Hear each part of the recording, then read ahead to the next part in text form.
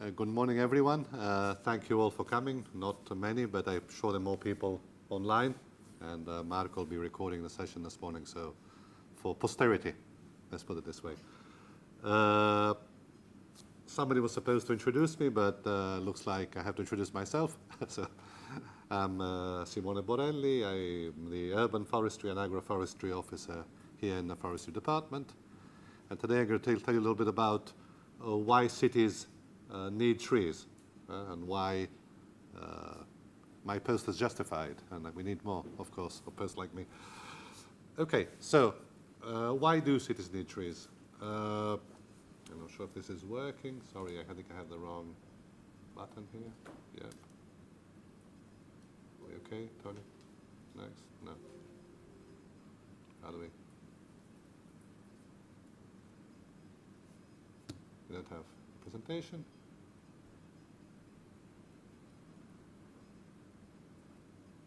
Yeah, okay, great.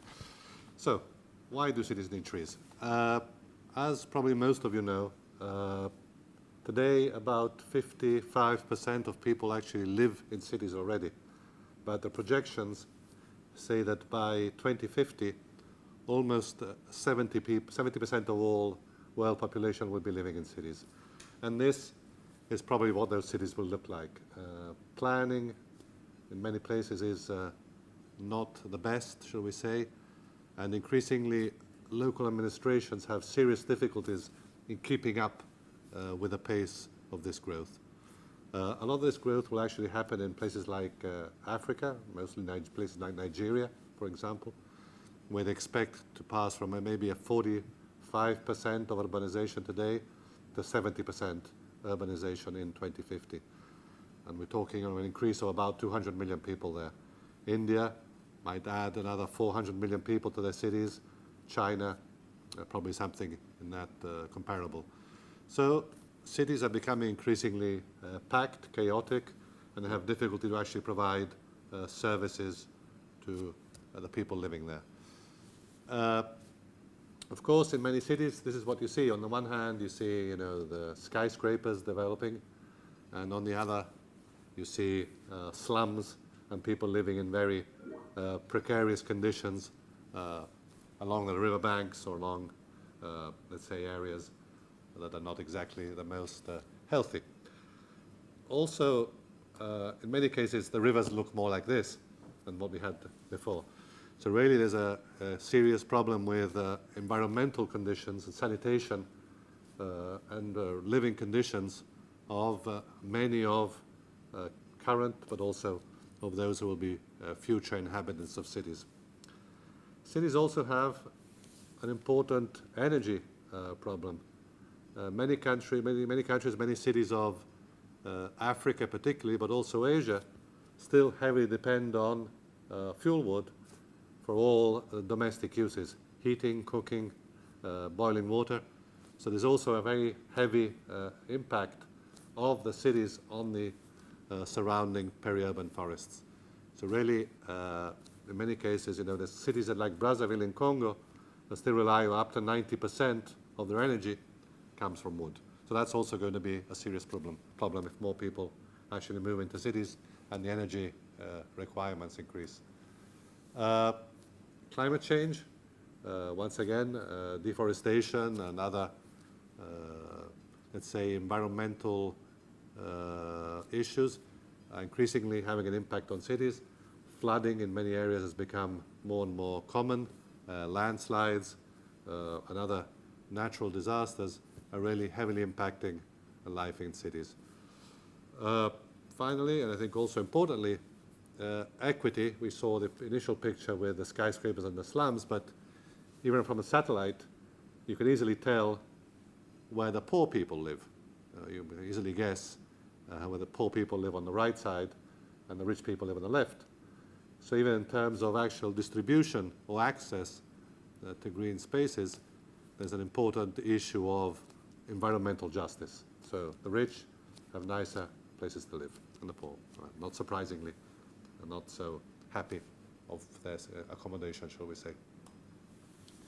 So rather than going into long discussions about urban forestry and this and that, I thought I would use the SDGs as a hook to see how urban forest and urban forestry can actually contribute to the SDGs, and just looking at a better 2030 ahead of us. A quick definition: what are urban forests? I mean, everybody asks me, oh, so where's my urban forest? Where can I find an urban forest? In our definition, essentially, the urban forest is the sum of all of the parts. So it's a network or system, including all the woodlands, groups of trees, street trees, individual trees all over the place, in parks, gardens, in cemeteries, in derelict corners. All together, that is the urban forest.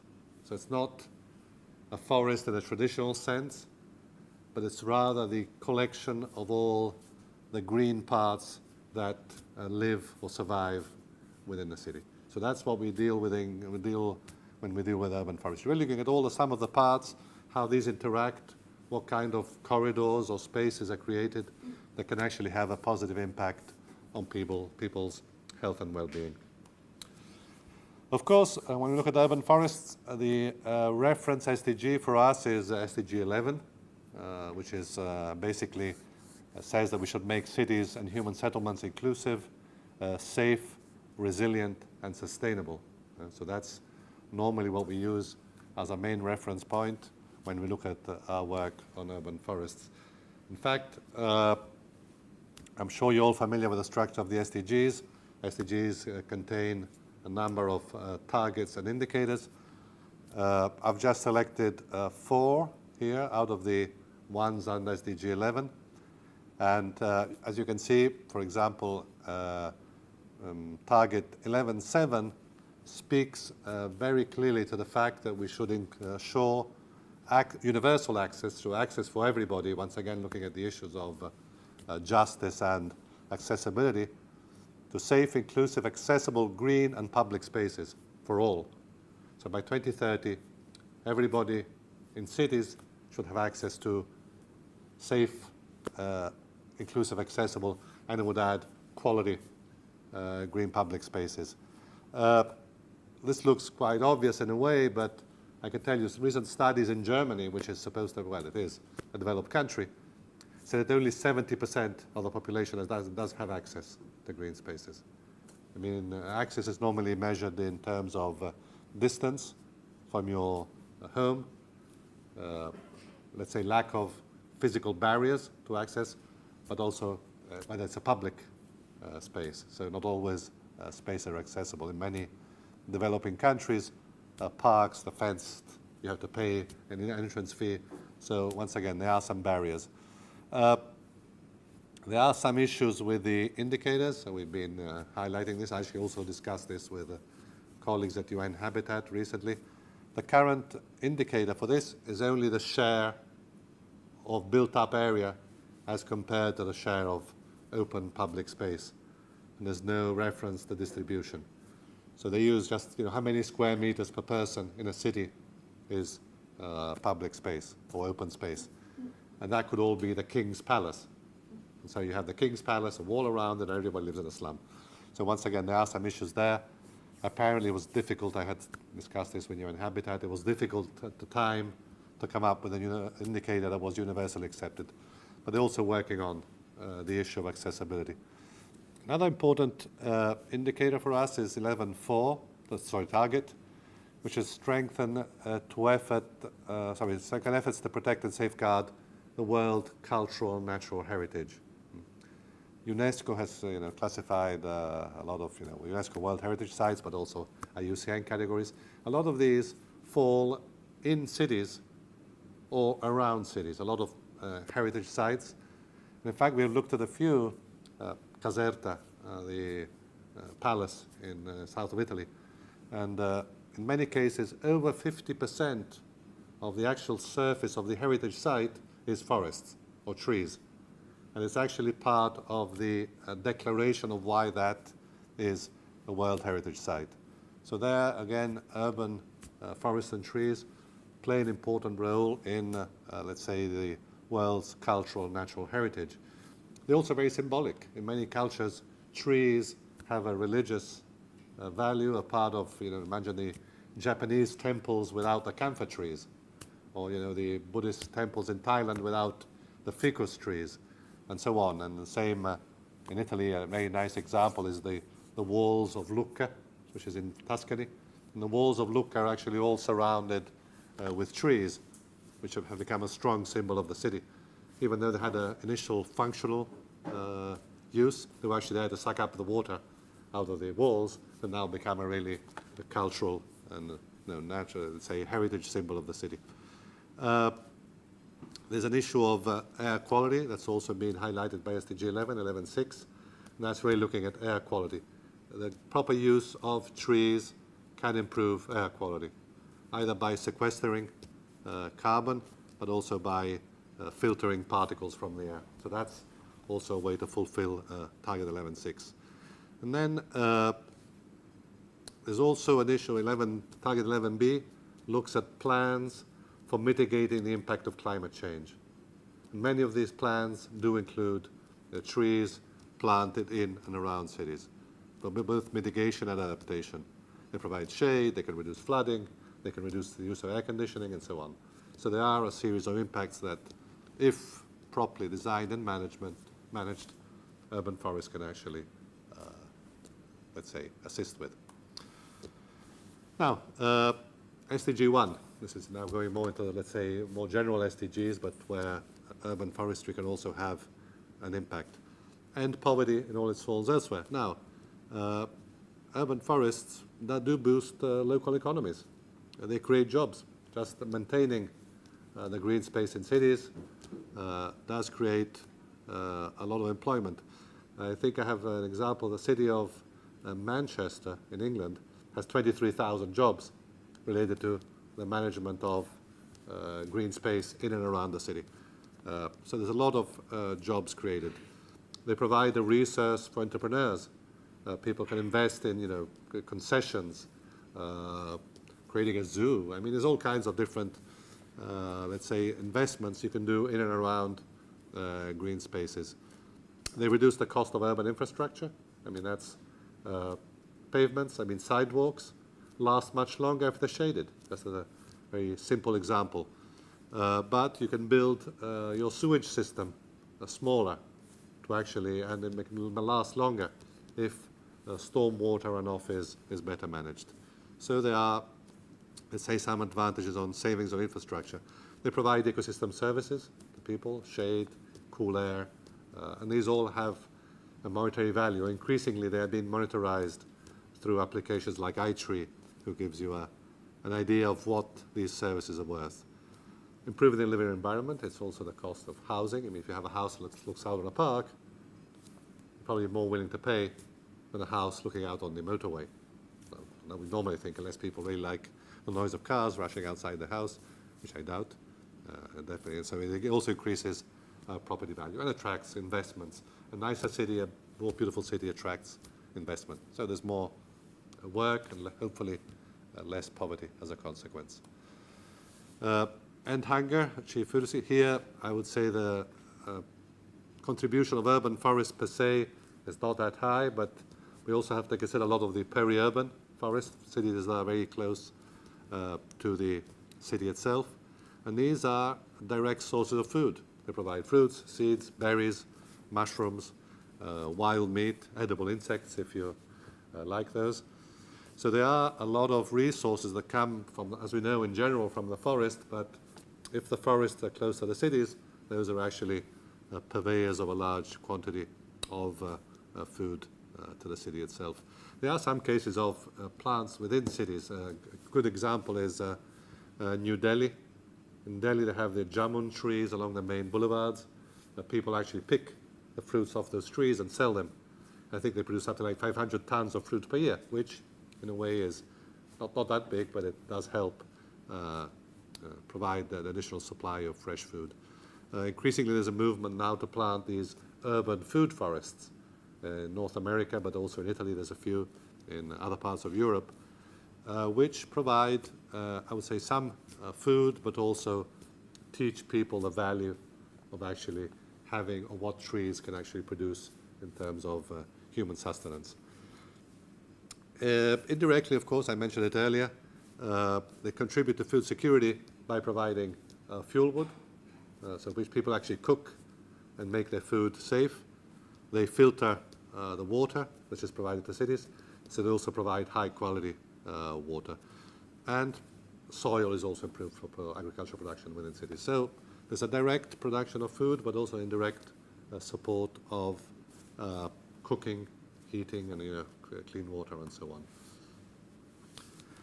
Healthy lives and promoting well-being for all. Now, this is SDG 3. I would say that in terms of the actual economic studies, probably health is the highest dividend you can get from trees. There's been a recent study from Nature Conservancy that states that for every dollar you invest in planting trees, you can save $10 in terms of health care. People are more active, they move around more, there's a direct aim, they do outdoor recreation, they do Tai Chi in this case, you take your dog for a walk, you go running.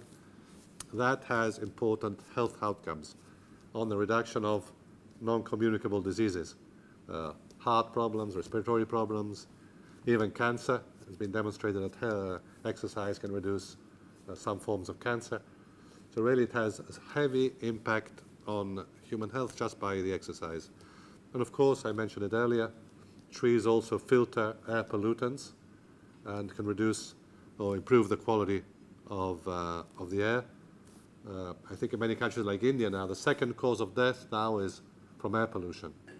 So really, people increasingly are having respiratory diseases. So well-planned, well-planted, well-managed, well-designed urban forests can help reduce those problems.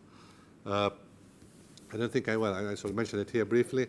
Also, stress and mental health can be heavily reduced by the presence in itself, but also the, let's say, the use of urban green spaces. People are more relaxed. There's a clear impact on mental health and mental stress. It's been proven, there's a lot of studies using all kinds of techniques by measuring people's brain waves while they walk in the forest.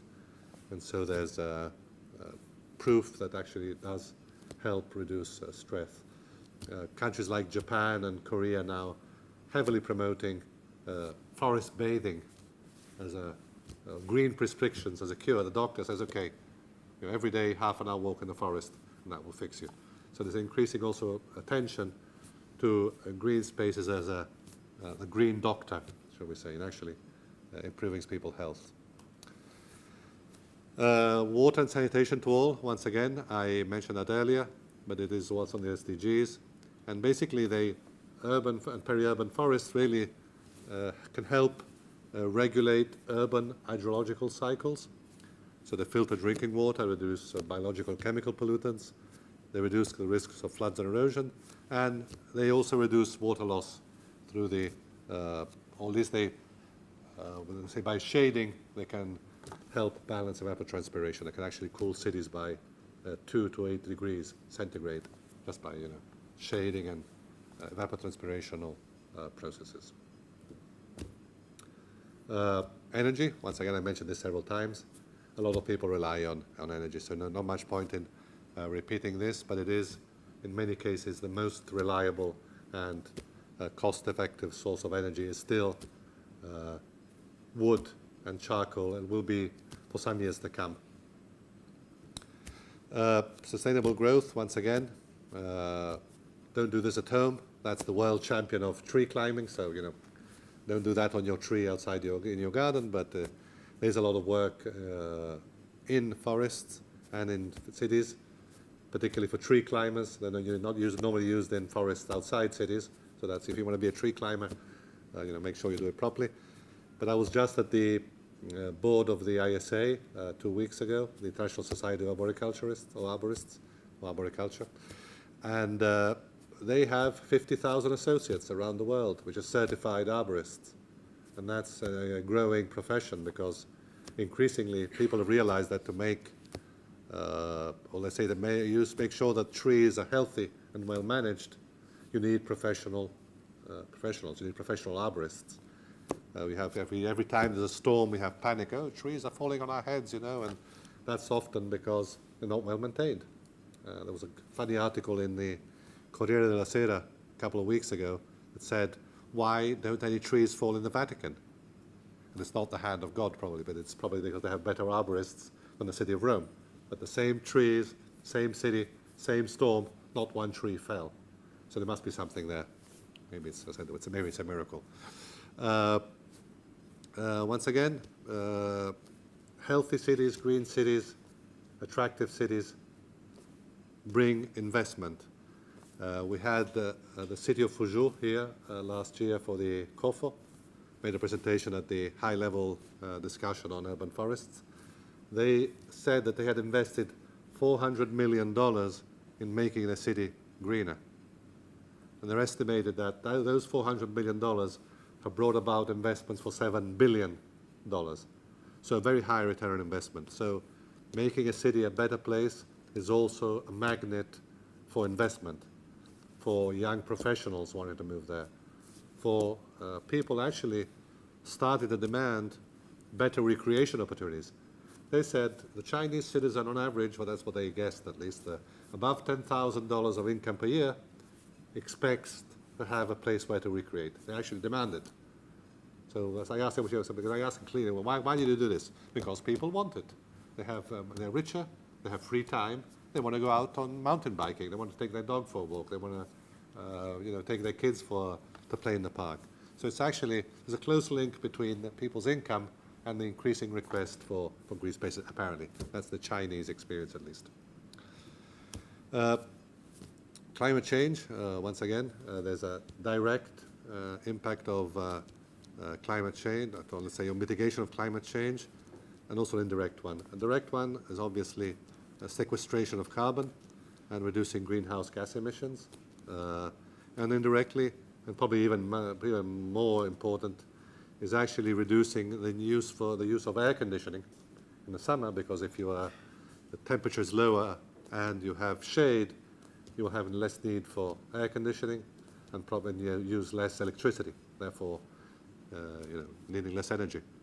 In the winter, you have the opposite effect, particularly in Nordic countries or countries where you have cold winds. Trees can actually protect the houses and the cities from northern winds and reduce the need for heating. So once again, there's also an impact on greenhouse gases. And of course, adaptation, shade, cooler, it helps people reduce thermal stress and have a better life. SDG 15, the standard forestry one for all our forestry activities. Urban forests are biodiverse habitats. Normally, in many cases, the biodiversity that's found around the cities is also found in the cities. So they do become important reservoirs of biodiversity. In some countries, in fact, for example, an interesting case is Ethiopia. In Ethiopia, a lot of the villages have been totally denuded. The reserves of biodiversity in many places are the churches, the church grounds, which have maintained a lot of the local biodiversity, and have been respected because it's holy ground and so it cannot be touched. A lot of temples in Asia also have preserved biodiversity. So in and around cities, in sacred areas particularly, but in different parts, there's a lot of biodiversity. A funny story I always tell is the little crab that lives in the Forum here. There's a little species of crab that still lives here in the Roman Forum, and that apparently escaped at the time when there was the market there, and they kind of, colonized the sewage or whatever under the market, and now still lives there. You can still find a little crab here in the Foro Italiano in Rome. So there's a lot of urban biodiversity stories that can, be told and can be maintained.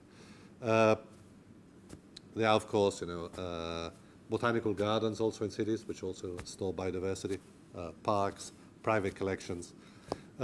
Also, trees can help maintain soil quality in cities and improve soil restoration. So we're also looking at soil health, which also has a lot of, soil is very rich in biodiversity. And going back to the health discussion, it's been found that the more biodiverse the green space, the better human health is. They're called bugs, biodiverse urban green spaces, and apparently our microflora, both intestinal on the skins and so on, is heavily impacted by this biodiversity. So biodiverse urban green spaces can also contribute to our health. So even the microbiome, what is called the biota, whatever, is heavily impacted by biodiverse urban green spaces. So no monocultures, please, in the city. So of course those are the main ones, but of course the other SDGs also have some links. Quality education. Increasingly, in many countries, forest schools have become the rage. So kids in cities spend all their time outside in forest schools, no longer in the classroom, but in the forest. There's been the studies in Spain, but in other countries too, that show that kids that learn in forest schools or outside the classroom have much better cognitive capacity. They learn much faster and better. So if you have kids, take them to the forest. Gender equality. An important issue when designing parks and green spaces is taking into due consideration gender. Women in many cultures use parks differently. They need maybe a secluded area. They need places to sit. So when designing urban forests and parks, gender, but also age, children or elderly people use parks in different manners, should be taken into due consideration. So once again, women should have access, children should have access, elders should have access, everybody. Once again, we go back to the SDG 11, universal access is important. And the gender should be taken into consideration when actually deciding to create a park and deciding how to design it. Inequalities, SDG 10. This is, I think, the previous one was South Africa. This is India. Once again, the rich and the poor. So making an effort to distribute green spaces also helps reduce inequality. So people have equal opportunities to recreation, to social cohesion, to getting together, to even have shade. In some parts of Addis, I understand that between the rich and the poor areas, there was up to 20 degrees centigrade difference. Imagine living in a tin hut with no shade and living in an apartment with air conditioning. Or with a tree outside your window. You can sit on the balcony and enjoy the shade. Innovation, infrastructure. Now we have the Bosco Verticale, the vertical forest. Maybe a little excessive. I think I have somehow my doubts on whether it's sustainable or not.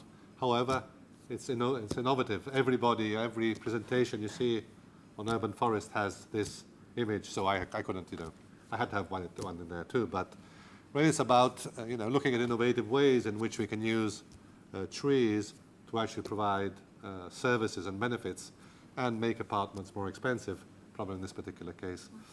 In fact, they are now building social housing in the Netherlands using the same technique.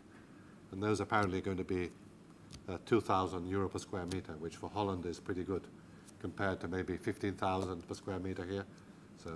So they are developing. I think this was a very good laboratory in terms of a learning experience on how you can really try and mix grey and green infrastructure.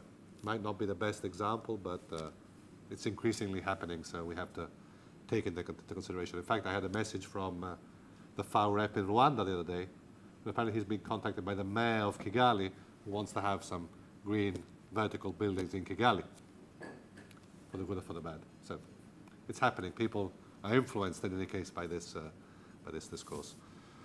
Responsible consumption and production. We have Thais is here. The Sustainable Wood for the Sustainable World initiative, definitely looking at value chains of how wood can be increasingly used in construction. This is from the Netherlands. But now there's a growing competition for who has the tallest wood building. And I think, Canada has, 20 stories, and then Japan, 30 stories. And soon we're going to have, 200-story Tower of Babel built with wood. But it's increasingly being recognized that the fact that wood is definitely more sustainable than concrete and other materials for construction. I did struggle a little bit to link it to life underwater, but then I found this excellent example of mangroves in Hong Kong. So even in urban mangroves can have a positive impact on life underwater. Shrimps and other sea creatures like to live in the mangroves just outside Hong Kong. So we have urban mangrove forest. Also it has an impact on life underwater, I would say. Peace. Once again, going back to the symbolic value of urban forests, this is the Peace Park in Hiroshima. People have a really strong symbolic value of peace associated to trees and parks. There's a lot of peace parks around the world. So there's a strong symbolic value of trees and places where people get together, nature prevailing over the stupidity of human beings, shall we say, in this particular case. Finally, partnerships for goals. A lot of work in cities is really done through alliances. There's an increasing number of alliances, partnerships, groups getting together, NGOs, private sector, public sector working together to actually achieve, or at least to make the cities green and healthier. So once again, there's a good understanding, I think, in the world of urban forestry on the value of partnerships for results. Just very briefly, another important reference for us has been the New Urban Agenda. I'm not sure how many of you are familiar with the Habitat process. The Habitat conferences have been organized by UN Habitat, and they're organized literally every 20 years. So the first one was in 1976 in Cairo, the second was in 1996, and the third was in 2016 in Quito, Ecuador. And there, essentially, they set the urban agenda for the next 20 years. So we're looking at a planning horizon of next 20 years, and I think it's for forests, I mean, that does make sense, but also for cities, I would guess. And even the New Urban Agenda, which was agreed by all member countries of UN Habitat, promotes the creation of quality, safe, inclusive public green spaces, the enhancement of national cultural heritage, the support of territorial systems, looking at integration between city and the rural surrounding areas, what are called the rural-urban linkages, and facilitates the sustainable management of natural resources in an urban environment. So countries, even looking at the habitat part of the work, had a clear understanding of the importance of actually investing in urban forests and green infrastructure. The Paris Agreement also looked at cities and highlighted the importance of cities actually contributing to the implementation of the Paris Agreements. So cities, subnational authorities should also scale up their efforts to reduce greenhouse gases, emissions, build resilience, we say through trees, of course, and uphold international and regional cooperation. Now, coming to what we've been up to recently, I think a lot of you have heard about the World Forum on Urban Forests. If you haven't, it's my fault, so you should hear about it now. And basically, following a series of regional fora we had over the last 3 years, essentially, we decided the time was ripe to have a global forum, a world forum, putting together the different experiences from different regions. And we were lucky enough to have the support of the Politecnico di Milano, in fact, Stefano Boeri. That's why I had the vertical forest there first, just to make sure he was happy. And the city of Mantova and the Italian Society of Silviculture and Forest Ecology. So they were very good partners, and we actually managed to pull this off against all odds. Just to give you a few numbers, we had 700 participants to the forum, plus a few hundred other people coming and going, local people, people who were not registered. We had probably around 1,000 people per day in and out of the forum. We had 140 speakers. We had a youth event with 100 young people participating, 70 countries. We had 3 high-level discussions with really the GOTA, the top people in the world on urban forestry, urban planning, health, and so on. We had a cities forum, so cities got together and discussed and shared their own stories. And we had film festival, exhibition, concerts, tree climbing. It was really, really a circus. Really had all kinds of things happening. The city was all dolled up. They made, art installations, pop-up forests, banners all over the place. So it was really, consider this as a city of 50,000. And in the center of town, there's maybe 5,000 people living there. So we had 1,000 additional people there every day. It was quite a circus, I can tell you. I mean, the restaurants were happy. That's for sure. We also had all kinds of events preceding the forum. We had the Lombardy region had a month of, every Sunday they would have Cammina Foreste, so walk through the forest. We had trips to the Bosco della Fontana, we had the film festival, we had all kinds of organizations organized their conference. I think we had the agronomists have the national conference the day before, the agriculture technicians had their conference the day before. So there was really a lot of things happening in Mantova for the delight of the local people, you can imagine. So the youth event was very nicely attended. We had about 100 different young people under 35 attending. This was supported by the IFSA, the International Forest Student Association, but also the young geologists, the ELASA, the young landscape architects. And we had Slow Food. Slow Food actually sponsored them and not us. So they were much better at us than actually finding funds than we were, but that's such is life. And it was an interactive workshop. We had also something called the Dragon's Den, in which young people had to prepare projects. And we had the jury was composed of Eva Müller, you can see here, Pedro Mendes, who was the president of ISA, and Dan Lamb, who's the president of the Arbor Day Foundation. So the young professionals had to prepare a project and go to the Dragon's Den and be eaten by the dragon. But it was very successful. People really enjoyed it, and I think it was people still talk about it, so that's good.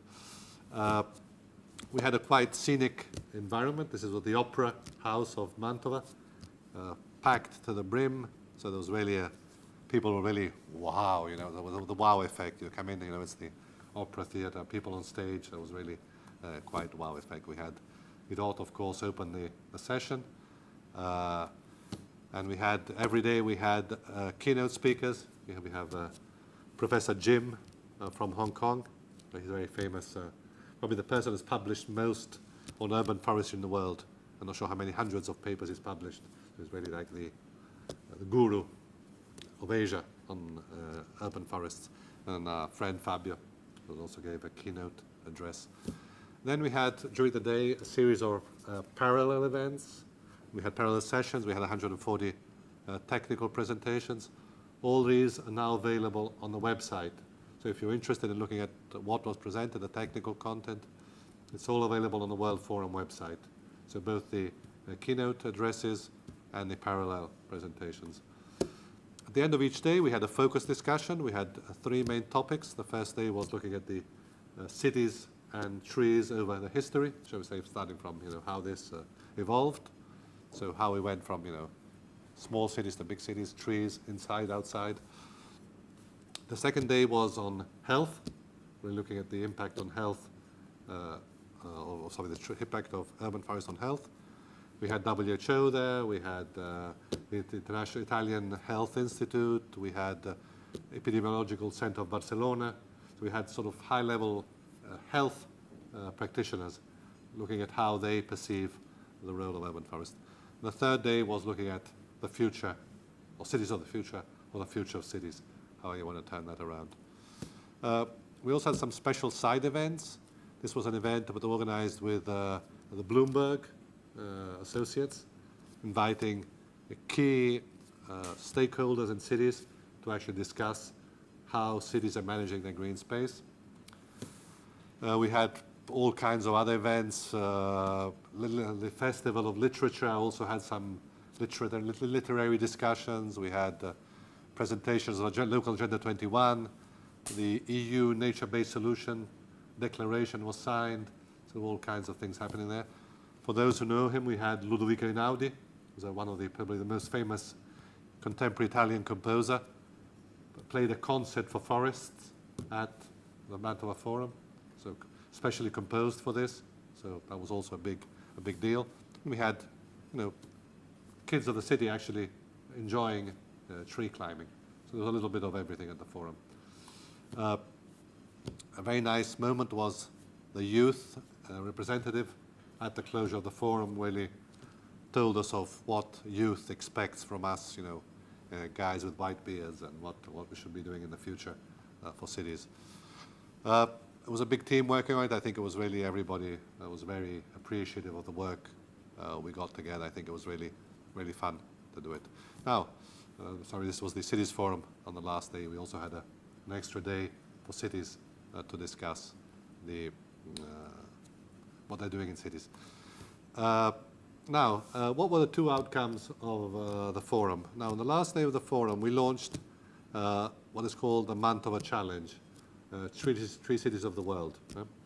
And the mayor got a nice medal from the President of the Republic, actually celebrating the event and thanking him for organizing it. So I think we also had the recognition at the highest level. Now, the two main outcomes were a call for action, which has been sort of launched globally. And essentially, we're calling for cities to take action to make cities greener, healthier, and happier. That's our main motto: greener, healthier, and happier cities. But also looking at making cities cooler, wilder. I mean, with more biodiversity, not not wild parties. Cleaner, wealthier, and safer. Now, this is the short version. The long version is available. It's about a 15-page document, giving also some practical, at least some hints of what direction cities could take to make this happen. And it's been translated into French, Spanish, and Chinese now. So we also have trying to disseminate it quite widely. And we are pushing this at every opportunity we have to make sure people start to really think about what they can do to improve the life in cities.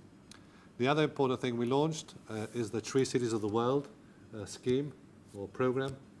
That was launched together with the Arbor Day Foundation, which is a big foundation in the US. They have an existing program which is called the Tree City USA, which has been going for now 43 years, I think, since 1976. And in the US, they have 3,500 cities that actually are Tree City USA. And they actually apply for it every year. So every year, they reapply to be a Tree City USA, and they have to follow a series of standards. Now, in the US, there's 4 standards. We are better than them, so we did 5. But basically, the reason being that I'll tell you more about that. But the standards are basically 5, and one is establish responsibility. Establish clearly who is responsible for the city's urban forest. Many cases you have a very fragmented situation. Some forests are under the municipal forest or whatever. Some are under public services, some are under the region, some are under the state even. So often there's a very fragmented situation. So it's very important to ensure that there's a clear responsibility of who should manage these forests. Should be an individual, a tree board, whatever. That's one standard they should adhere to. The other one is set the rules. So what are the rules? How do you do this? Who does it? How do you manage this? And not many cities actually have a municipal bylaw to manage green spaces. The city of Rome does not.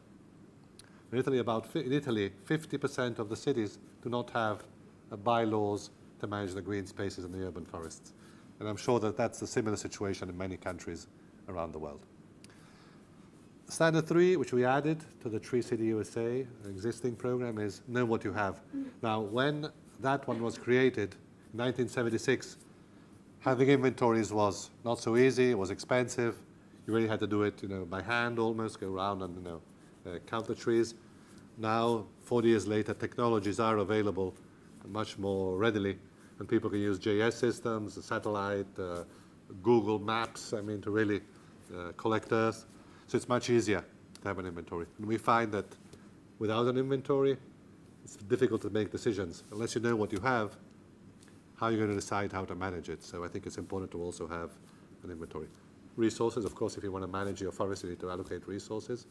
And importantly, celebrate achievements. It could be the International Day of Forest, Arbor Day, whatever national tree holiday you have, but it's important for people to understand that this is something to celebrate. Trees are an important part of our lives. So, what next? I've told you all this nice story, so what are we going to do next? Let's say in view of the success of the forum and the discussions we had with our partners, we are thinking of establishing a more permanent World Forum on Urban Forests mechanism. So turn it from an event into a process or a container for other activities. So it will become an umbrella for a number of other activities. Regional fora, for example, we're now organizing one in Latin America this year and maybe in Asia, depending on either later this year or early next year.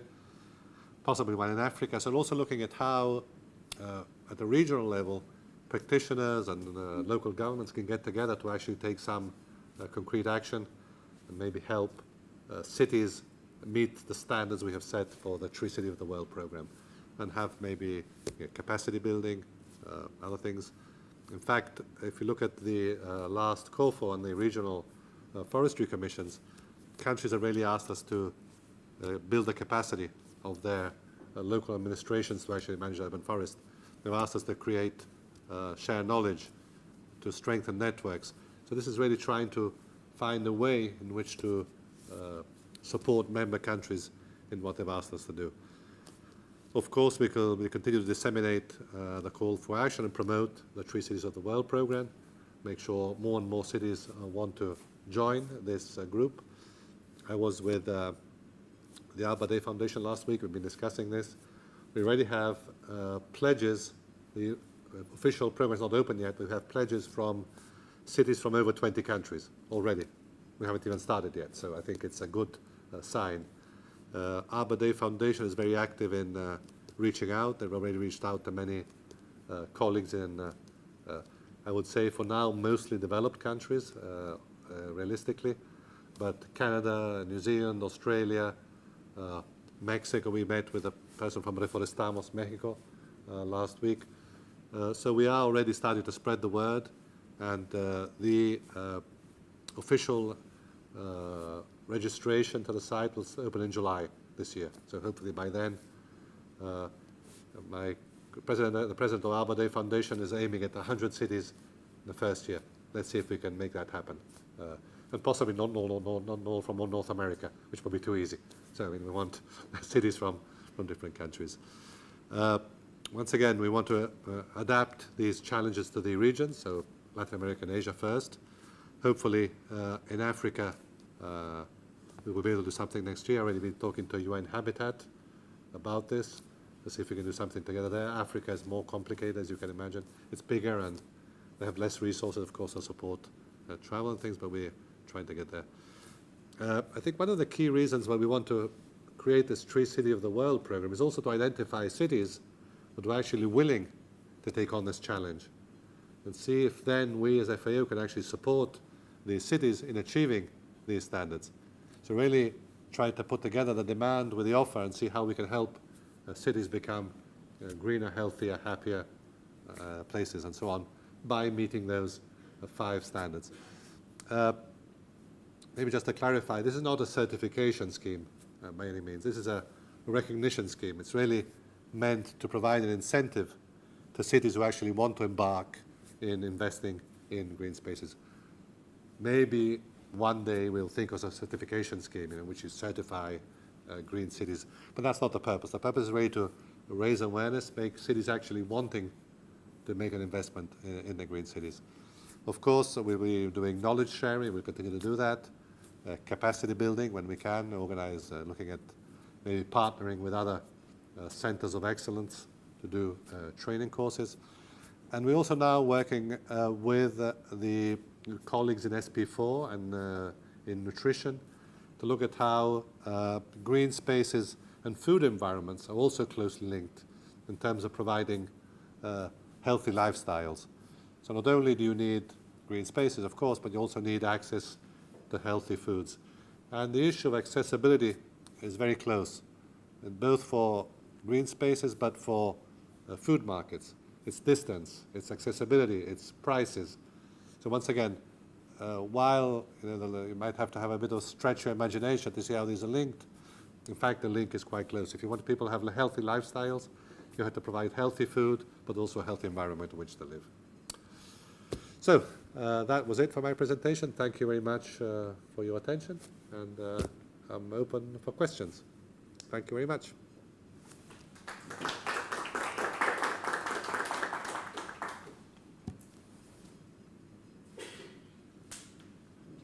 Yes, Thijs. I think you might need to use the microphone, otherwise people cannot hear. Thank you, Simone. Yeah, this is the hot topic. I think one of the hot topics at the moment, and this agenda is really growing a lot. So the agenda of urban forestry and use of wood products or forest products and seeds. In the urban forestry, I had an impression, perhaps a concern, that these agendas still very much pushed, or the examples we have are very much developing countries examples. And one of the issues related to that is not only the approach, but it's also the process and the capacity to implement greener cities. So we just mentioned in our presentation, for instance, the problems that we have here in Rome, where you have the trees, but you might not have the capacity to look after them after they are planted. But also even the exercise of urban planning, including green spaces and including more trees, and then all the supporting services that you need to have to implement them are not trivial for developing countries.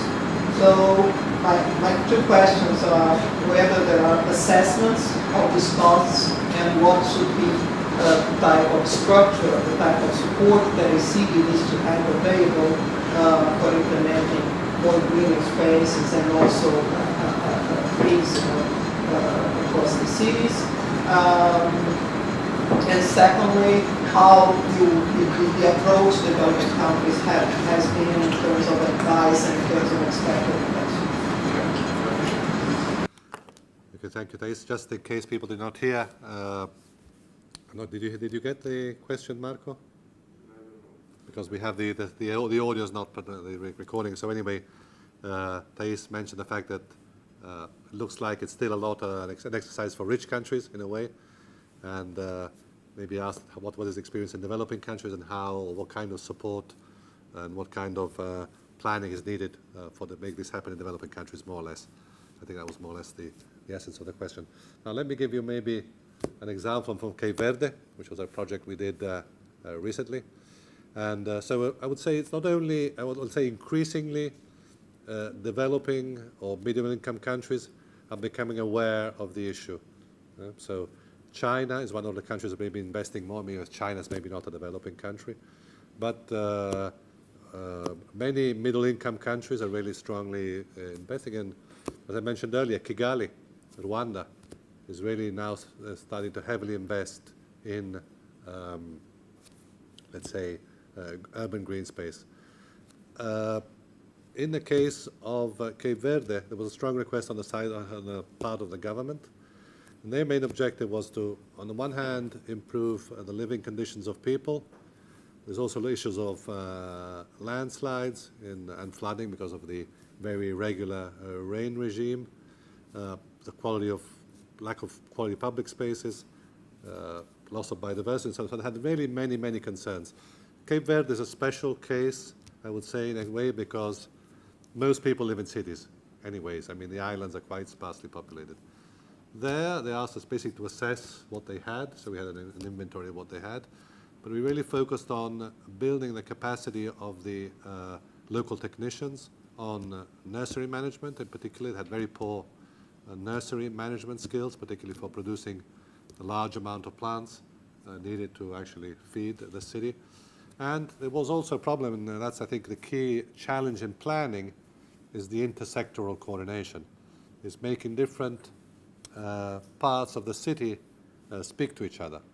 Public works, the garden people, the food people in some cases, but really looking at zoning the city and how this zoning can be done in an equitable manner. One challenge they also had was that of encroachment, people encroaching in green areas. So also trying to stop that encroachment by involving local population in the management of these spaces is also an important consideration. Plans were developed. I think now we really need to move to the next step is actually how to implement these plans. Parks were designed for 4 cities, Praia, Mindelo, São Vicente, and I can't remember the 4th one. But the parks were developed, they started to actually implement. I think the key challenge in many cases is that of changing the paradigm in which people think of trees or forests, and moving from the cost, as you say, and understanding that this is not a cost, it's an investment. Like the city of Fuzhou demonstrated, if you invest in having a better city, this brings back investments from outside. People will move to. And I think that's what Kigali is trying to do. Kigali is really trying to invest in creating an image of a green city to actually attract investors to come and spend or put their money or their companies, their businesses in Kigali. I think to me the biggest example of that kind of success is Singapore. Singapore was 50 years ago a developing country in a way, or at least was on the brink of middle income. Now it's one of the richest places in the world, and systematically for 50 years they have invested in trees. It's the Garden City of Asia. That's what they sell. They sell a green environment. Brazil, the cities of Brazil have been investing a lot. Rio, but Niterói, I know they had a good example from Niterói on how they're actually using the work on green spaces to actually involve youth there in developing the city. Johannesburg, the biggest urban planted forest in the world, and there is a lot of public-private partnerships. So I think there are many lessons to be learned. Of course, there are very big challenges. Changing this mindset of thinking of people as, oh, maybe I should invest in trees. Maybe I can, create more jobs, have people move in, and so on, is a winning paradigm. Hopefully, that's what we're trying to push forward. As I said, there are a lot of good experiences. Ethiopia, Addis Ababa is doing a lot of that. Lagos is starting to work on it. So they are beginning. Of course, our idea is also to try and create some twinning programs, city-to-city cooperation, like our colleagues have done for urban food systems. There's been some very successful examples of Paris and Dakar, for example.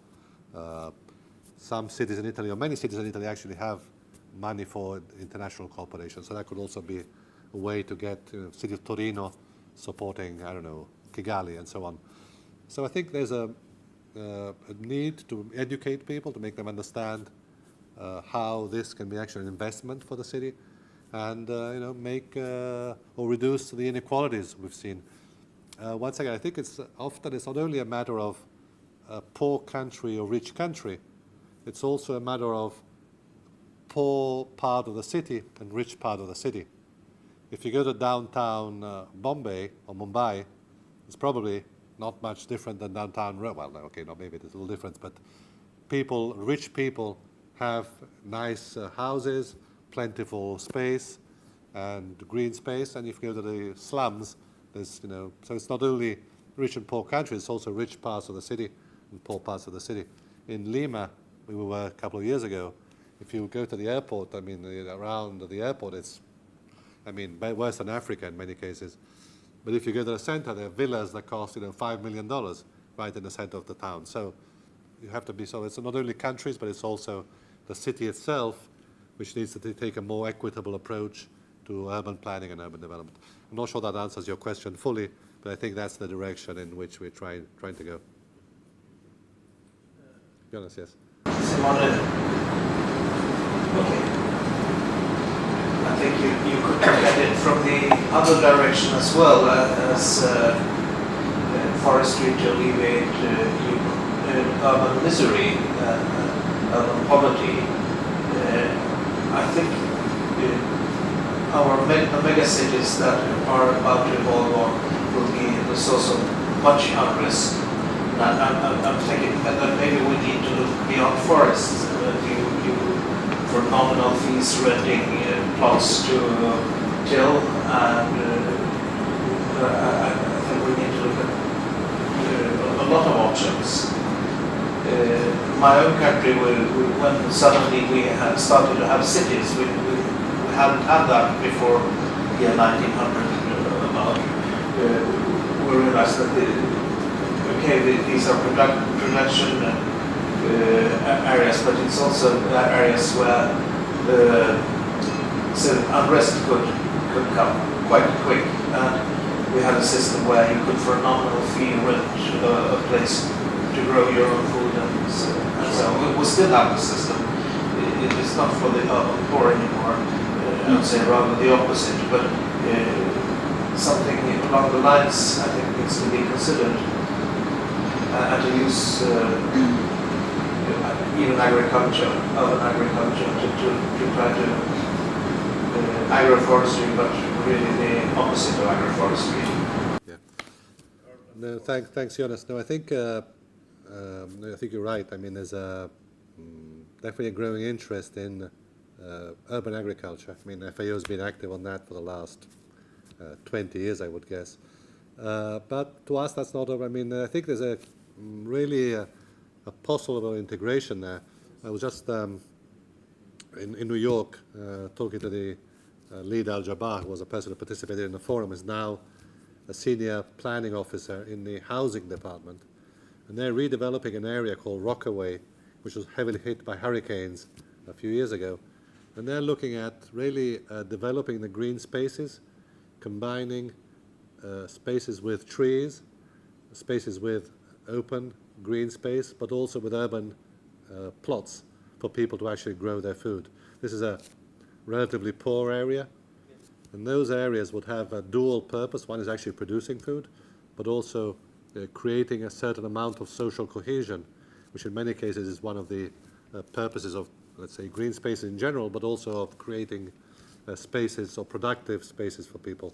There are many experiences in that. In Barcelona, there's an enormous suburban agricultural park, which people use as a recreation area, but it's actually a productive area. So people go biking around it, but there's, agriculture. I mean, the Caffarella Park here in Rome. I mean, there's sheep there. You can go buy cheese. So that's, and there's many examples around the city. So, I agree. I mean, there's definitely a need to have an integration between the different components of green infrastructure. So it's urban agriculture, urban, let's say, open green spaces, but also urban forests. So by all means, this should be part of the planning and see how these can have multiple results. You had another question, Jonas? Oh, sorry, I saw you had the mic on. Okay.